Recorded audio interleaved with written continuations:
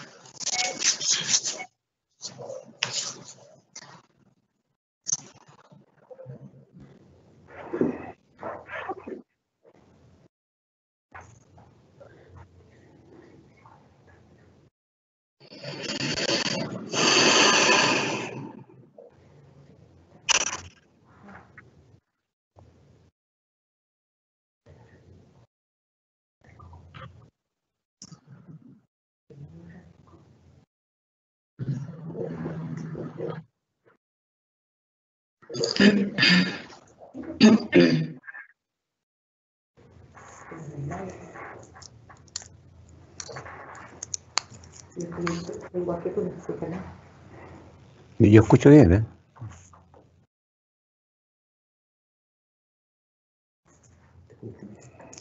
No, dice que está iniciada.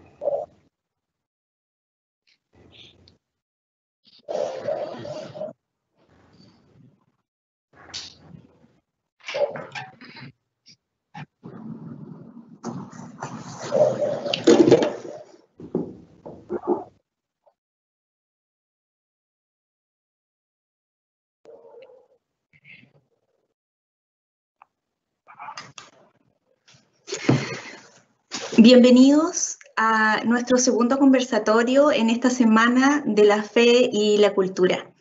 Mi nombre es Jimena Cepeda, docente del programa de formación cristiana de la sede Viña del Mar de Duoc, UC, y les doy la más cordial bienvenida a esta nueva etapa de conversatorio de esta manera virtual esta vez. El tema de hoy es diálogo, cultura y fe, desafíos del lenguaje y oportunidades de comunicaciones para la evangelización. Nos acompañarán el padre Sebastián Vázquez y el profesor Jorge Mendoza. Sebastián Vázquez es sacerdote diocesano y párroco de la parroquia San Pablo de Placilla, magíster en comunicación en la Pontificia Universidad Católica de Valparaíso, asesor del Departamento de Comunicaciones del Obispado de Valparaíso y presidente de la Fundación del Almendral Radio Estela Maris. Y el profesor Jorge Mendoza es ex profesor del Instituto Ciencias Religiosas de la Pontificia Universidad Católica de Valparaíso en las áreas de Doctrina Social de la Iglesia y Moral Social, autor de algunos libros y artículos varios, ¿no es cierto? Abuelo además de ya 6 nietos.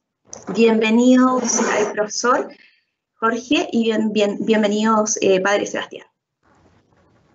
Muchas gracias por la invitación. Gracias. Vamos a iniciar nuestro conversatorio en esta oportunidad con el Padre Sebastián, que nos va ahí a mostrar un poco acerca, ¿no es cierto?, de este diálogo entre la fe y la cultura, el lenguaje y las oportunidades de comunicación. Muchas gracias, Jimena. ¿Puedo tener la posibilidad de compartir pantalla para poner la presentación?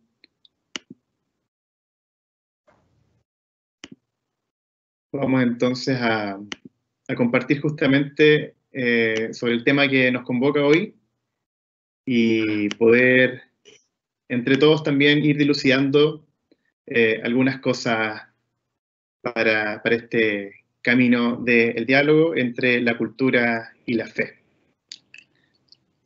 Nosotros nos pidieron poder motivar, así que voy a tratar de ser lo más conciso posible y tengo ahí el cronómetro dispuesto para que podamos también después conversar.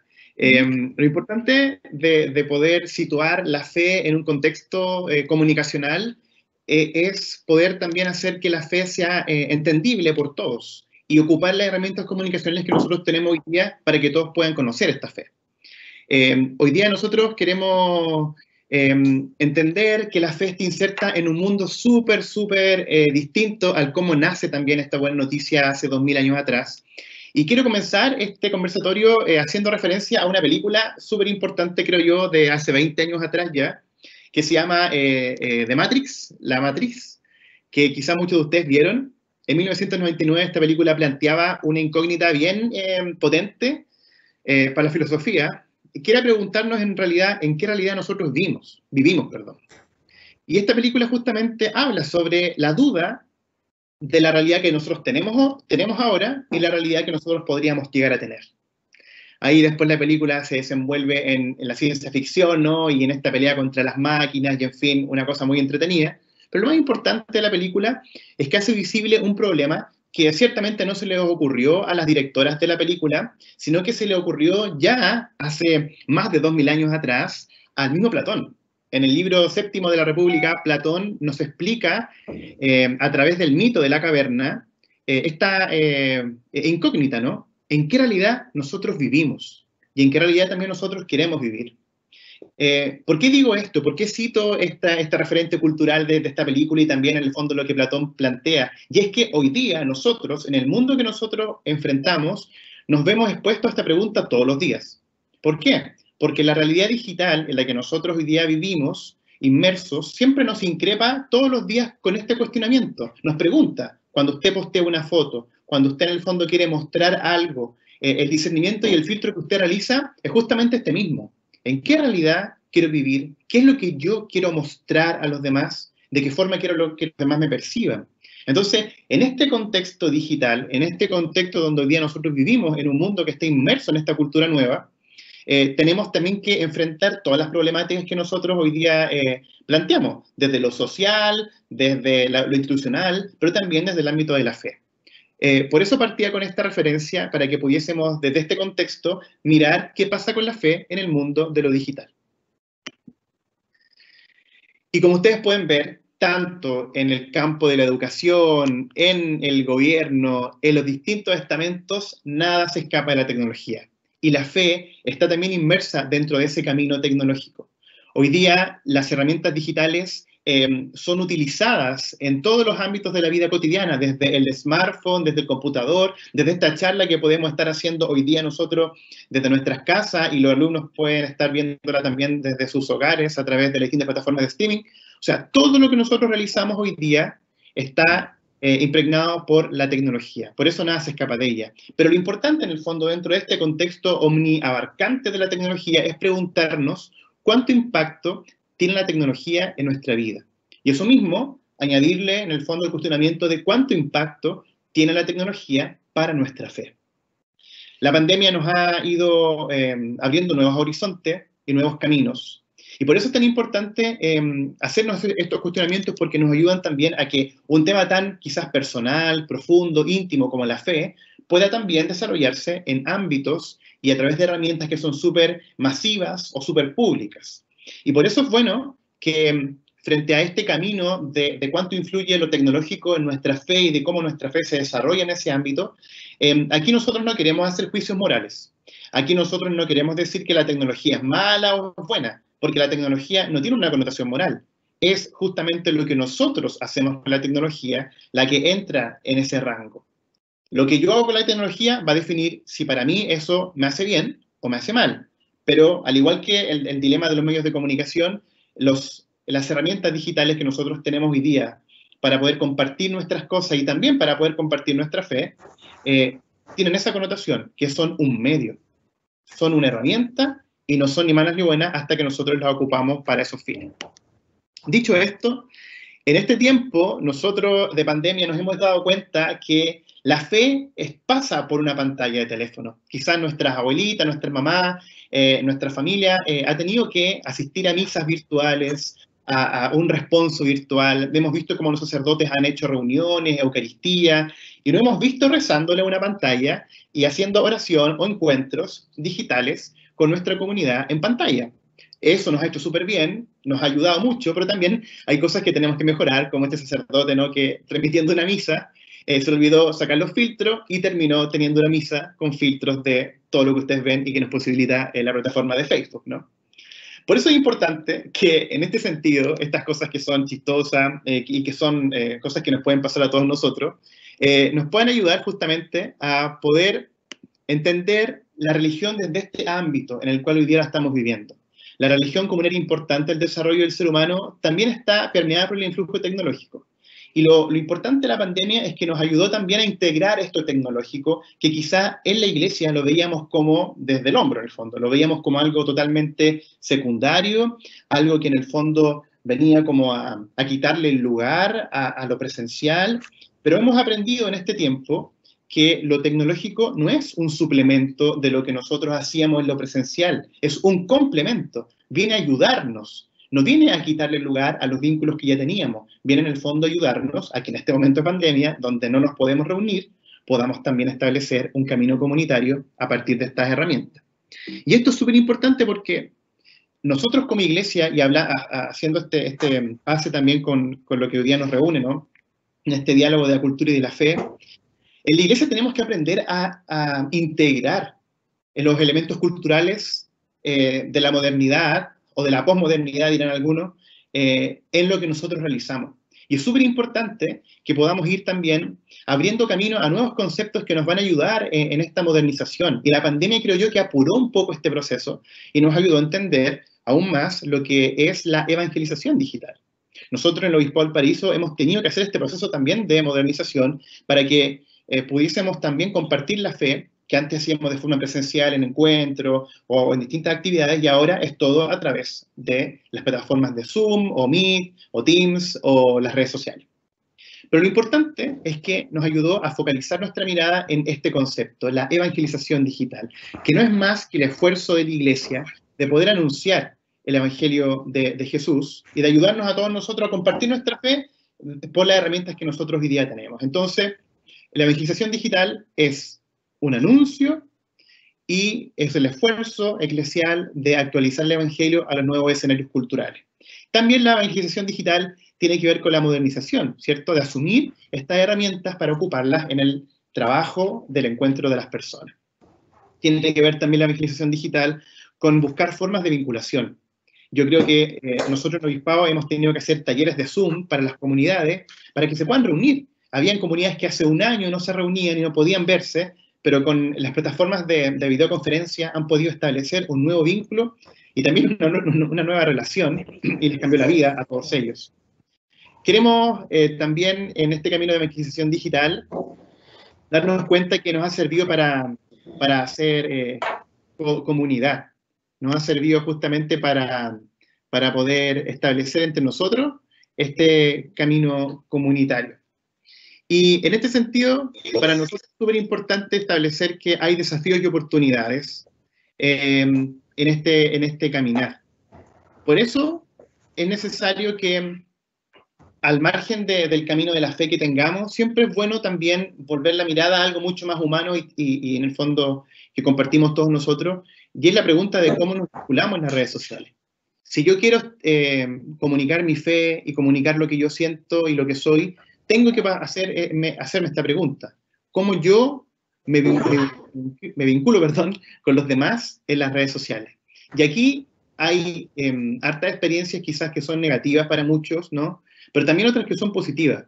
Pero lo más importante es poder visualizar esto con desafíos y con oportunidades para que también podamos crecer en este caminar. Desafíos que tenemos en este camino de vinculación en las redes sociales son muchos. Por ejemplo, el no deshumanizarnos. A nosotros nos pasa que en las redes sociales uno tiende a quitarle el peso a las cosas que uno dice y se atreve a decir cosas que incluso a lo mejor en presencia de otro no diría.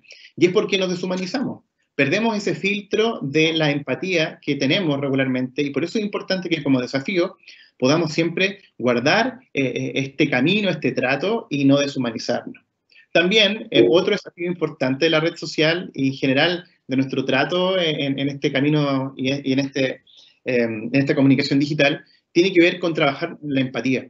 Hoy día muchas veces terminamos dejando de lado a personas porque no podemos integrarlas dentro de este caminar. Trabajar la empatía implica hacernos cargo y ayudar a otros que no se pueden comunicar. Por ejemplo, si en mi casa hay un adulto mayor que a lo mejor no tiene acceso a la tecnología, ojalá también poder ayudarlo y enseñarle también este camino evangelizador.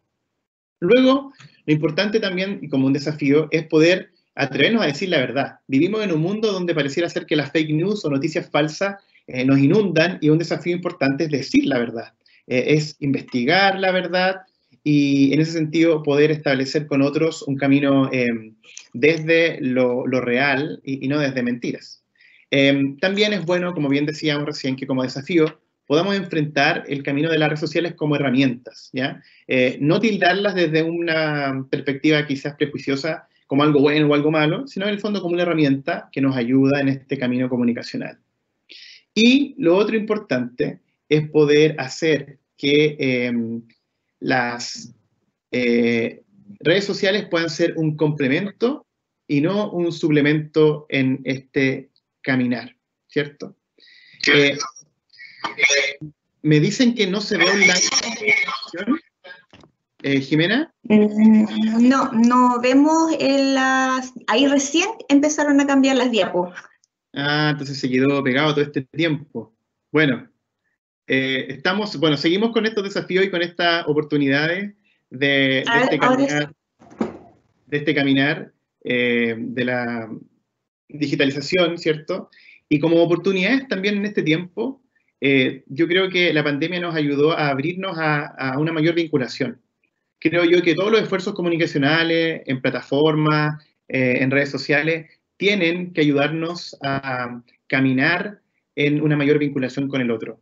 Y también hoy día, como una gran oportunidad, tenemos que el acceso a la información es súper democrático y todos podemos tener el acceso a las cosas que pasan y poder informarnos bien para poder también formar nuestro criterio y de esa forma también educarnos en este caminar. Otra oportunidad gigante de las redes sociales y de este camino de la digitalización de todo, incluso desde la fe, es poder desarrollar distintas iniciativas creativas para poder anunciar lo que nosotros creemos y lo que nosotros somos. Y yo creo que aquí es súper importante porque desde la fe, cada uno de nosotros tiene hoy la oportunidad de entregar un mensaje cercano y también con un impacto mucho mayor.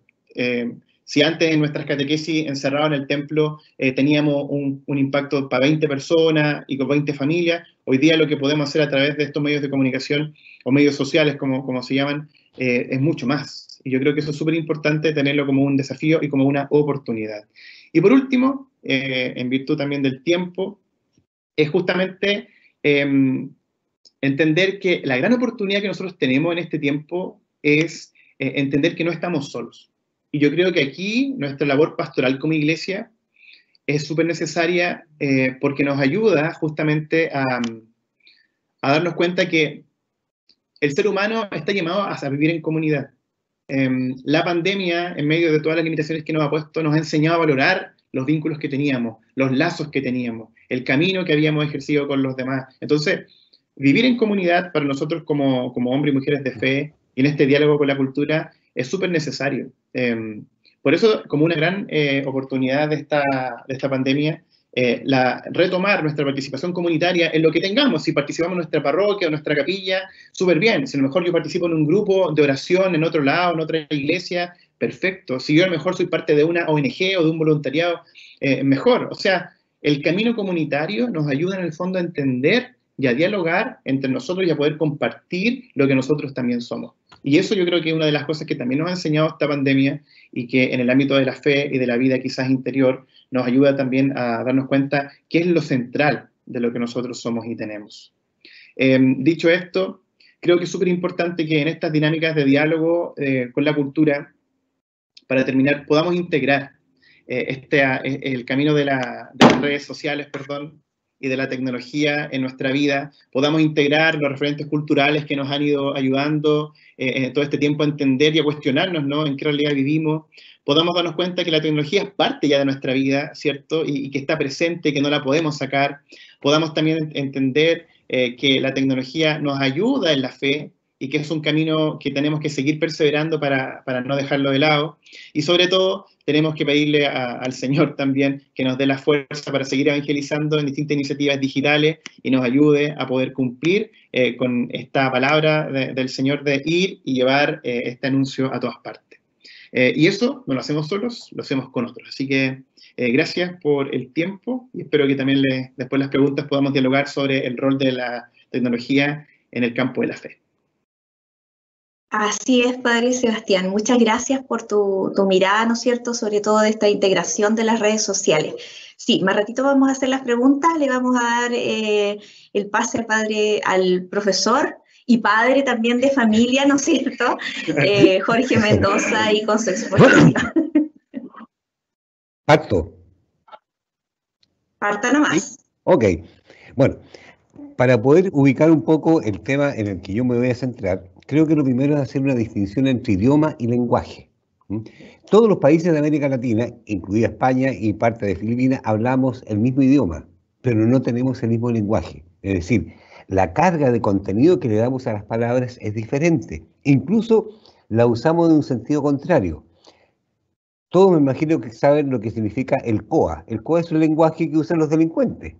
Usan las mismas palabras del idioma castellano, pero con otro sentido. También hay un lenguaje que es generacional, es decir, todo este lenguaje que tienen ahora los más jóvenes, desde el padre Sebastián hacia arriba, incluidos mis nietos, ellos tienen que ayudarme con el lenguaje tecnológico, porque obviamente quienes somos del siglo pasado, bien avanzado, el siglo pasado, tenemos problemas de lenguaje, no entendemos muchas cosas, más de alguna vez incluso en los tiempos actuales. He tenido que preguntarle a mis hijos y a mis nietos qué significa tal palabra o qué quieren decir con tal palabra. Insisto, el idioma se mantiene, lo que cambia es el lenguaje. Hay un lenguaje que en el fondo nos permite a nosotros comunicarnos, armar comunidad, pero cuando las palabras cambian de significado de un grupo a otro, no nos comunicamos. Ahora, ¿por qué es importante el lenguaje? Porque crea cultura. Es la cultura. Hay ciertas culturas y nosotros tenemos acá, recién el padre Sebastián está hablando de lo que significa el mundo religioso, que no siempre es necesariamente entendido por otras personas que no son del mundo religioso. Aquí hablo un poco de lo que ha sido mi experiencia docente en la universidad, en que no todos los alumnos son creyentes, o sea, no comparten este mismo mundo. Por lo tanto, les resulta muy difícil entender ciertas cosas. Hay que explicarlas de otra manera para poder que todos, incluso los que son simplemente agnósticos, ni siquiera ateos, o sea, el agnóstico, el que ignora todo este tipo de cuestiones, de alguna forma tiene que entender qué quiero decirles con lo que estoy diciendo, o lo que dice la iglesia con lo que estamos diciendo. Ahora, esto conforma un mundo, el mundo religioso, el mundo de los jóvenes, el mundo delincuencial, el mundo político. Y el mundo, en el fondo, se conforma en base al relato. Y aquí me detengo un poquito, porque tiene que ver con las palabras, cómo las usamos. Relato no es lo mismo que narración. Relato viene de relacionar, es decir, cómo empezamos a unir cosas, eventos, sucesos que ocurren en nuestra vida y de alguna forma los hilamos. Ojo, que ahí es donde entra en gran parte lo que es la fe y la religión. Nos permite unir el pasado primigenio, desde los orígenes, desde el Génesis, hasta un futuro, el cielo. Entonces, de alguna forma, estos hechos que quedan separados se unen a través del lenguaje. Pero el gran problema que tenemos con el lenguaje es que no necesariamente todo el mundo entiende lo que el emisor de la palabra quiere decir. Y muchas veces empezamos a cambiar las cosas. Voy a citar, siguiendo un poco el ejemplo suyo, padre Sebastián, otra película, pero es más anterior, la tenía citada acá, es del año 1979, es de un actor inglés, Peter Sellers. Y la película se llama Desde el Jardín. No sé si alguien contemporáneo que la vio. Explico brevemente porque tiene que ver con esto del lenguaje y cómo empezamos a usar las palabras. Es un jardinero, por eso se llama Desde el Jardín, que es bordal, o sea, de inteligencia bajo el límite de lo normal. Pero que en el transcurso de la película se hace famoso por su sabiduría. ¿Qué es lo que pasaba con este señor? Este señor lo único que hacía era ver televisión. Entonces se aprendía todos los spots comerciales, todos los lugares comunes, y después cuando le preguntaban algo respondía con eso. No es que pensara, o sea, había una sinapsis que le permitía unir la pregunta con esta respuesta determinada. Y quedó como el sabio, cuando en el fondo era un tipo bordal, o sea, no entendía nada de nada, pero daba buenas respuestas. A propósito, hay una frase muy buena, a propósito de esto, dice, me sabía todas las respuestas de memoria, y de repente me cambiaron las preguntas. Que es un poco lo que nos pasa hoy en día. Y aquí quiero hacer una referencia, que claro, tenemos una pandemia que es muy evidente que es la sanitaria, pero también tenemos otra, que viene de mucho tiempo atrás, que es todo lo que significó el estallido social, que se ha ido un poco superponiendo y que aparece, que desaparece y que crea ciertas condiciones sociales, políticas, que son muy descomplicadas. Bueno, dicho eso, voy a lo que es lo propio de lo que quería presentar hoy día, que son estos lugares comunes. O sea, hay ciertas expresiones que le permiten a la gente refugiarse en ciertas frases hechas, como hacía Peter Sellers Desde el Jardín. En un ejemplo más típico, y todavía aparece, es la palabra eventos. ¿Se acuerdan que los eventos, y hasta el día de hoy, se utiliza cuando hay hoyos en los caminos? Un evento en tal parte, un evento en tal otro. Nos cambiaron el significado, es decir, esa palabra eventos, a no ser que sea en Chile, en otros lados no se usa. Pero además quiero irme a otros lugares comunes, mucho más complejos, porque los usamos tan frecuentemente que no nos damos cuenta que estamos usando frases o estructuras que no están claras, que las cuales no nos detenemos a pensar. Simplemente porque de repente suenan bonitos y están de moda y todo el mundo empieza a usarla y nadie se da cuenta qué es lo que está tratando de decir. Ahora, muchas veces por pobreza lingüística, por flojera intelectual, no ponerse a pensar qué es lo que voy a decir, hay un montón de razones por las cuales usamos estos lugares comunes.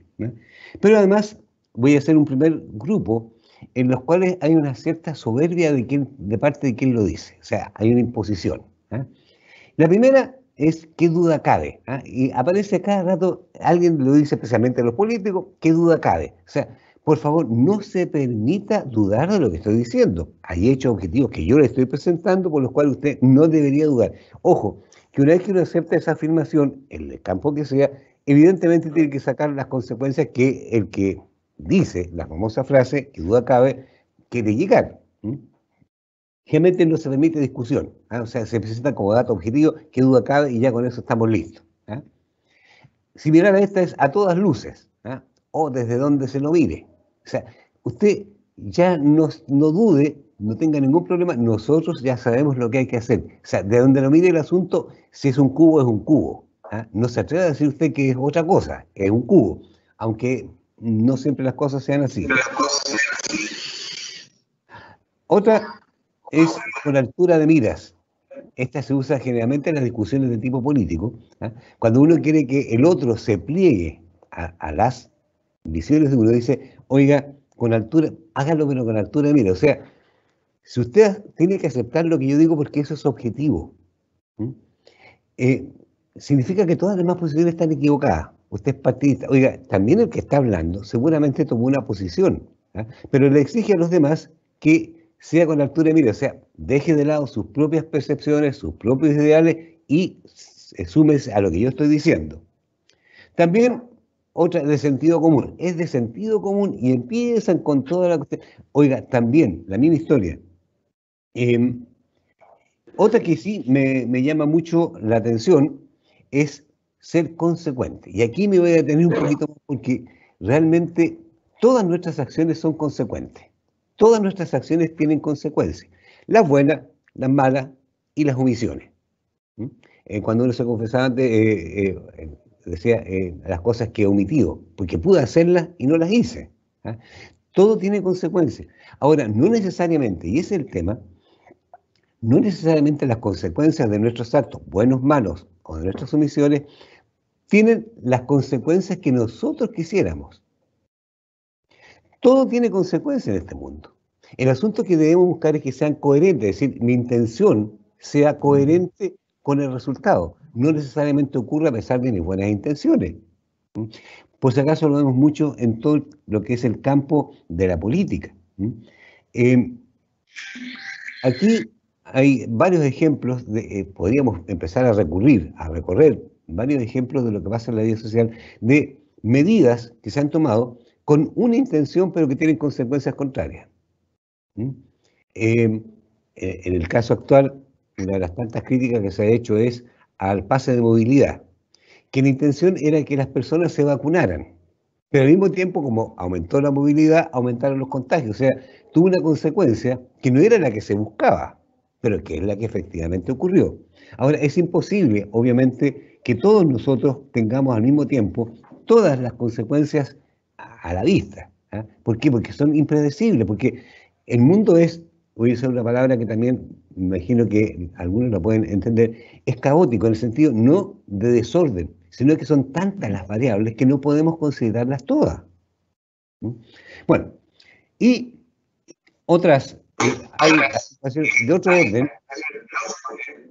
hay afirmaciones de otro orden que son más bien vagas, indefinidas, que también las usamos muy frecuentemente. Una que se hizo muy de moda, ambiente líquido. Lo escuchamos a cada rato, especialmente en boca de los políticos. En el fondo es que no tienen idea de lo que está pasando, de lo que va a pasar. Está todo tan confuso.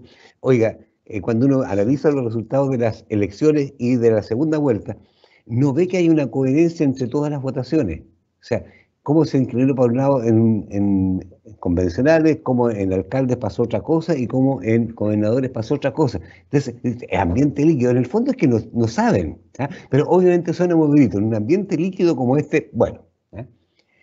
Otra que se hizo famosa es Para que nunca más, que ocurrió básicamente después, o en momentos de la dictadura militar, pero que sigue usándose cuando ocurren homicidios, crímenes, qué sé yo, para que nunca más.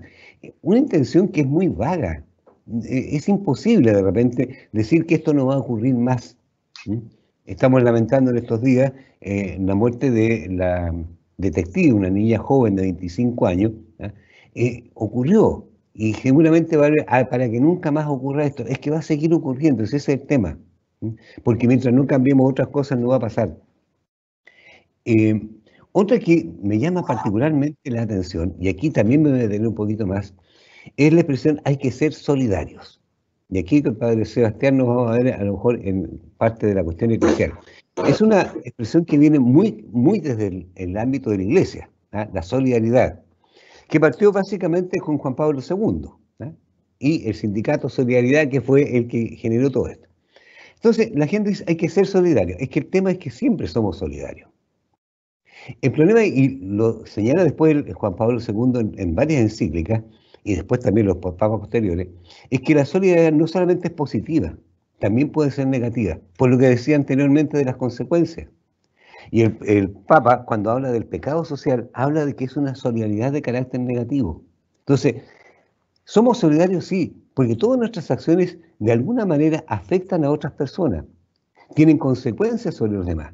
Lo que sí depende de nosotros es que sea positiva, que el lenguaje eclesial es el bien común, versus justamente el pecado social, que es una solidaridad de carácter negativo. O sea, las injusticias que se cometen en un sector de la sociedad terminan afectando a toda la sociedad, que es parte del problema que tenemos de esta segunda, por decirlo, o primera pandemia que nos ocurrió, que es el estallido social.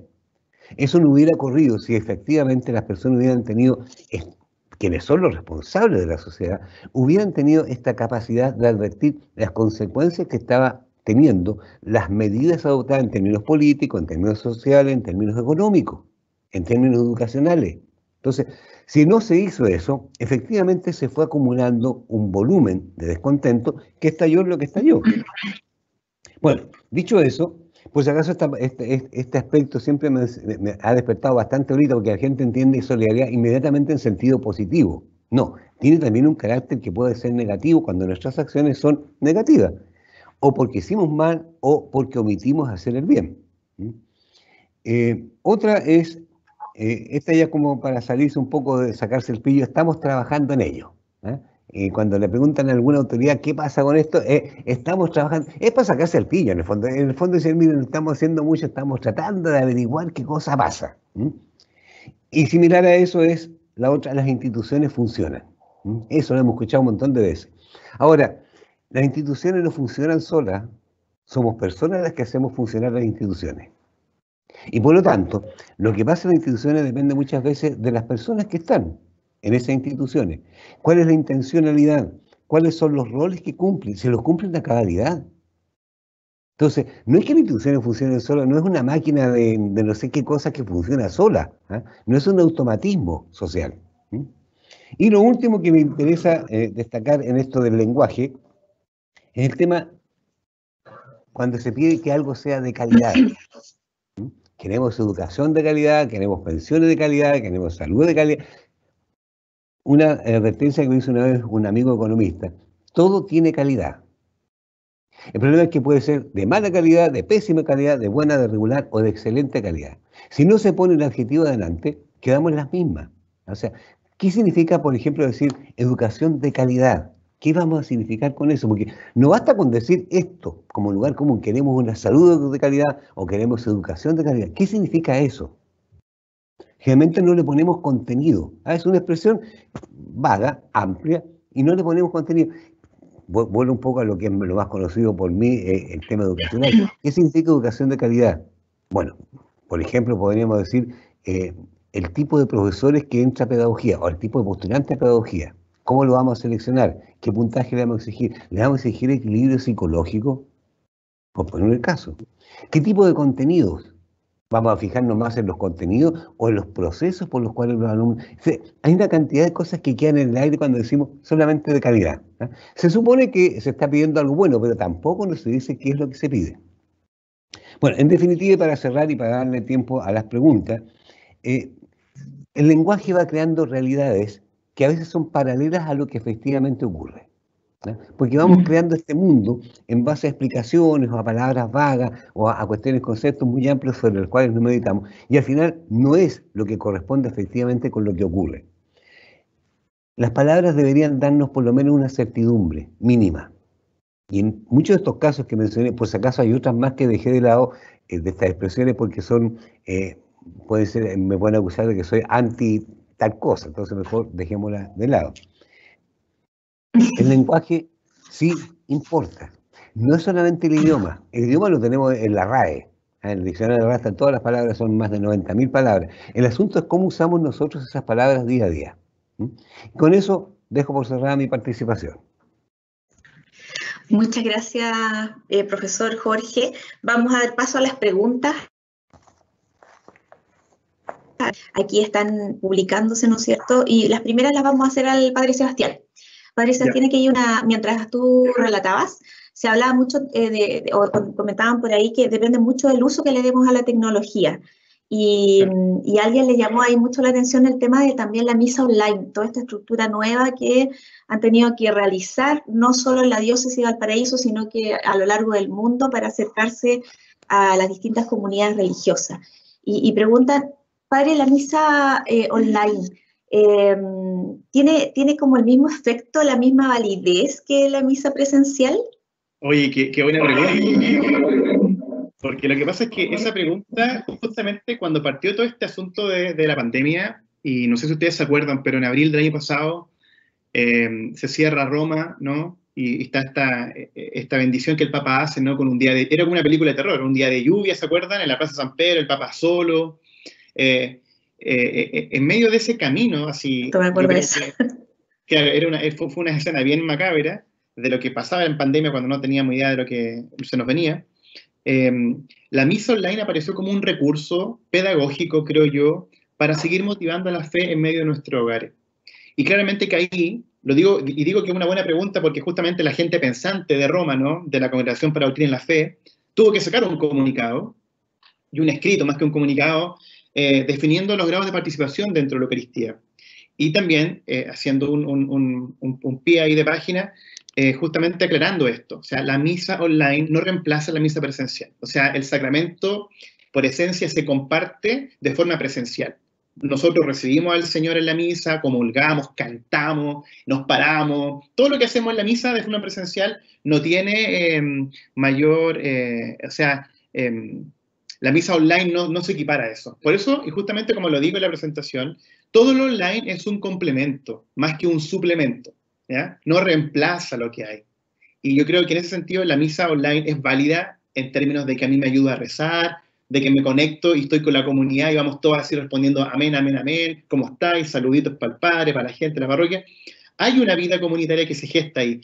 Un camino sacramental también de encuentro con el otro, obvio, pero no quizá un sacramento tal como de la Eucaristía como recibimos regularmente. Así que tiene un grado de participación, no pleno, pero en el fondo ayuda en este tiempo de pandemia y no reemplaza la misa presencial, ciertamente. Eso. Listo, muchas gracias. De todas maneras, yo creo que ambas deberían continuar, ¿no es cierto? Porque somos distintas formas de acercarnos a esta espiritualidad. Profesor Jorge, acá tenemos una pregunta para usted que nos dice lo siguiente. ¿Cree usted que la cultura actual ha desplazado todo lo religioso? ¿O el lenguaje religioso también? A ver, yo creo que justamente uniéndome un poco a lo que decía recién el padre Sebastián, la gente ya venía de alguna manera alejándose por otras razones de la cuestión religiosa. Hablo un poco de la experiencia que me toca a mí como docente. Cuando uno habla de religión, generalmente los alumnos asocian religión con la Iglesia Católica y no con lo que es el concepto amplio de religión. Religión en el fondo es religar, unir las preguntas esenciales con las respuestas fundamentales. También lo expresó en la Fides Ratio, justamente el tema del sentido, las preguntas fundamentales. ¿Hay algo después de la vida? ¿Qué pasa después de la muerte? ¿Por qué existe el mal en el mundo? Son las preguntas fundamentales que toda la gente de alguna manera tiene que responder. Ahora, la respuesta que brindamos desde el punto de vista religioso, desde el punto de vista creyente y del creyente cristiano, porque también hay creencia musulmana, hay creencia judía, o sea, tenemos que reconocer que hay un elenco bastante amplio de religiosidad. Yo creo que el gran problema es que la gente muchas veces ha dejado de lado hacerse estas preguntas fundamentales. ¿Por qué? Porque hay una urgencia de todos los días. Entonces, la gente, más que preocuparse del sentido de la vida, del por qué y del para qué de la vida, simplemente se trata de sobrevivir. Entonces, yo creo que de alguna manera la religión, la creencia, va a tener que volver más allá de lo que es lo meramente litúrgico, como el caso que hablaba recién de las misas presenciales o no, va a tener que volcarse a reinventar, si se quiere, que el tema es es otro, no es solamente la respuesta que ofrecemos, sino la pregunta que la gente no se hace.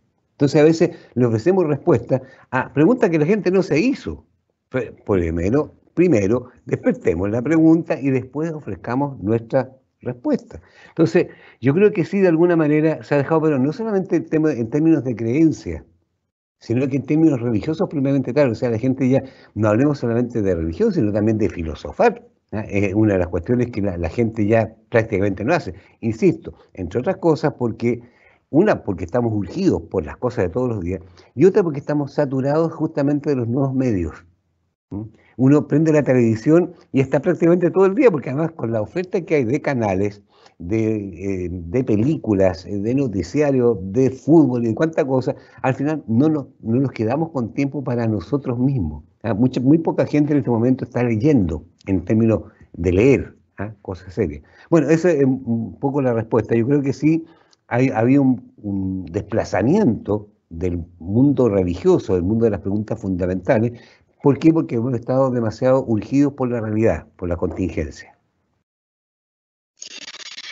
Claro, yo creo que en el fondo es como, pareciera que nos necesitamos volver a conectar de nuevo, el tema es cómo.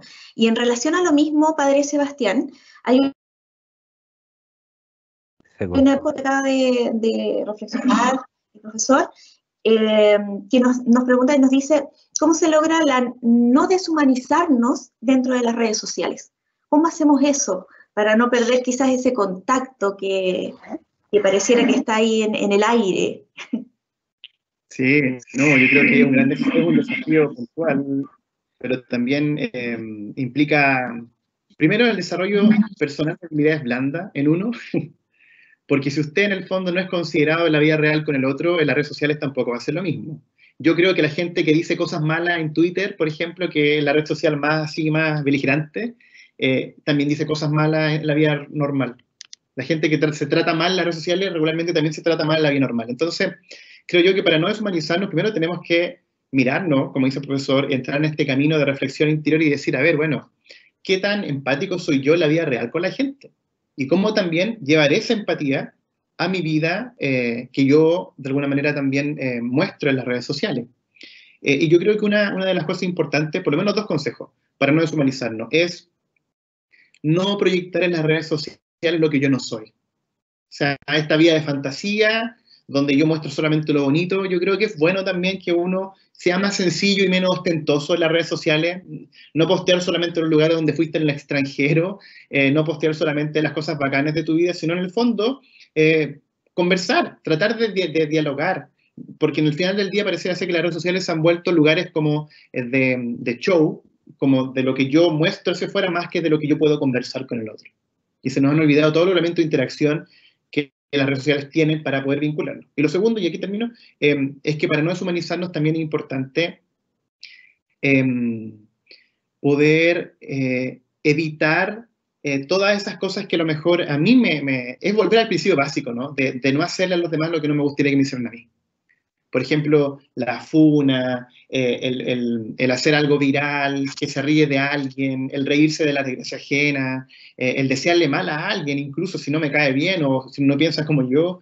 Todas esas cosas hay que evitarlas porque en el fondo también no aportan ni a mí ni al otro. Y a veces uno se va a la casa después de haber pasado un ratito en redes sociales con la sensación como amarga de sentirse un poquito como tensionado. Y si eso me está haciendo mal, yo también creo que para humanizarnos hay que dejar las redes sociales reposar un ratito y hacer como una especie de retiro de redes sociales, momentáneo, 3 días, 2 días, y después poder volver. Creo yo que eso también regula el corazón y nos ayuda a enfrentar la realidad digital con mayores herramientas.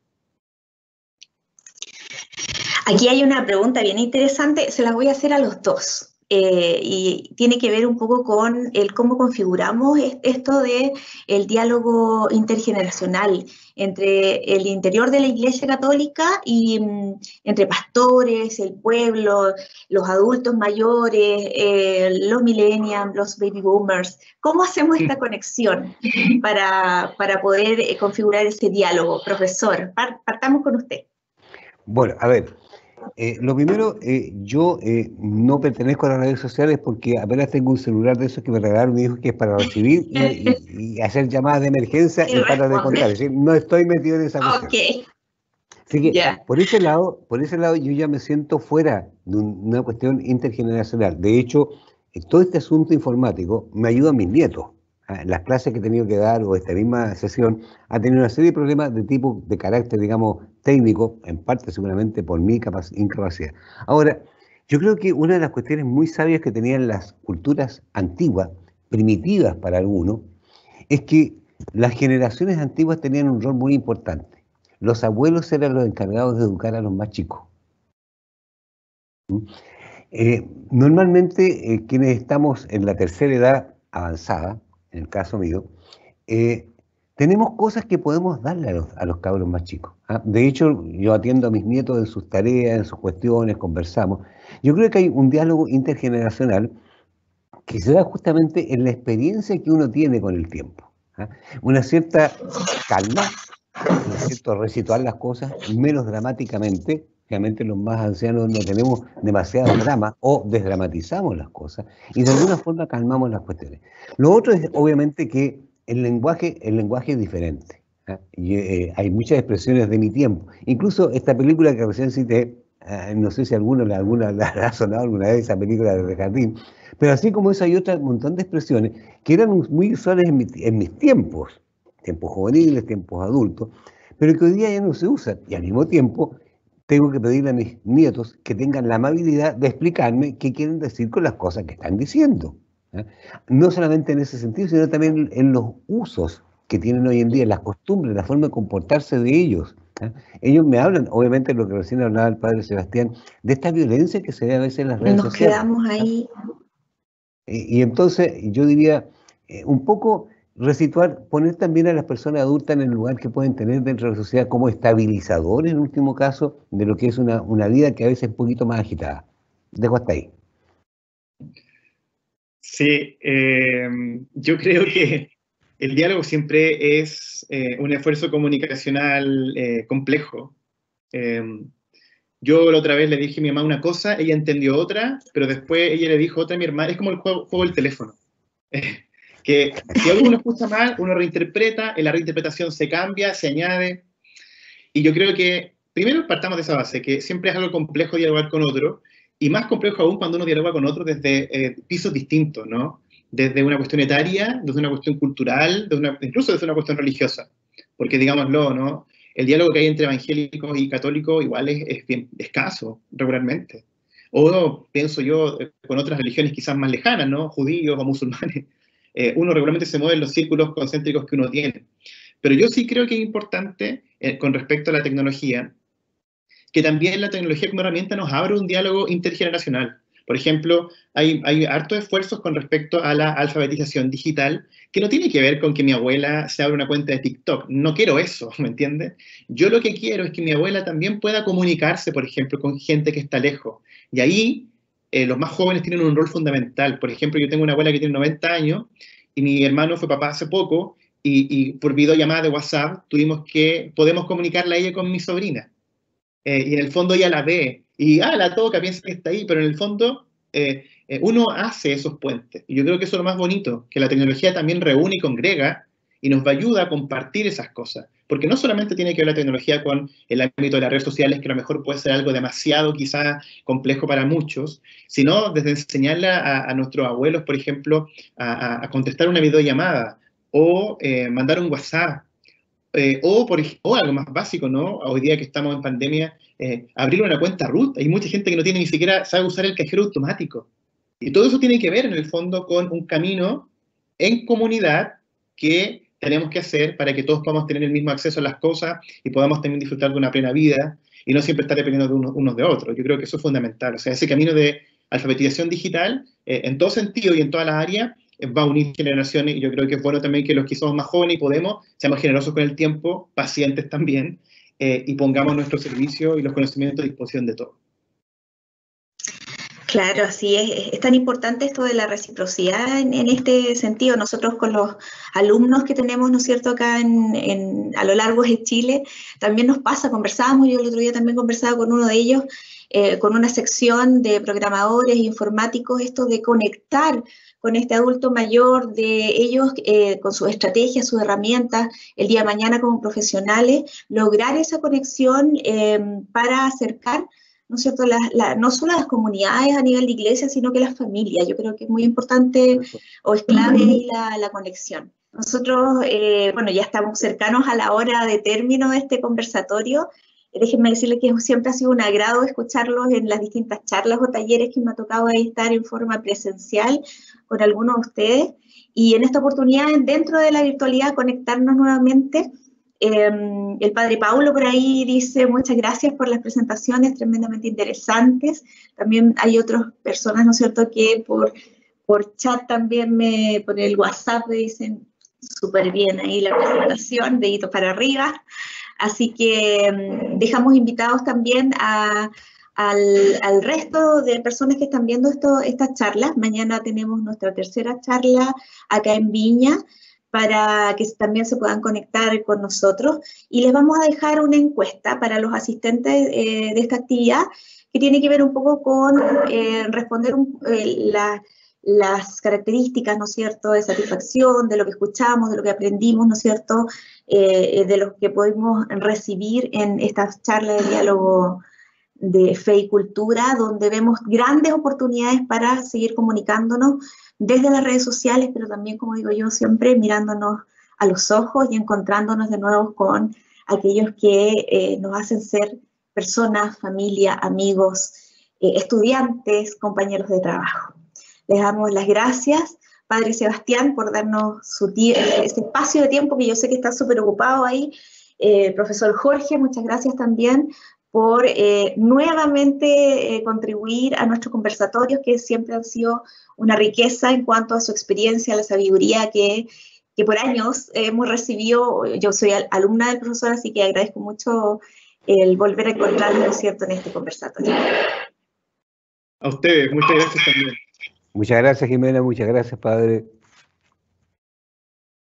Nos encontramos entonces en un nuevo conversatorio mañana a las 11 de la mañana. Para hablar, seguir conectándonos con este diálogo de fe y cultura. Que estén muy bien.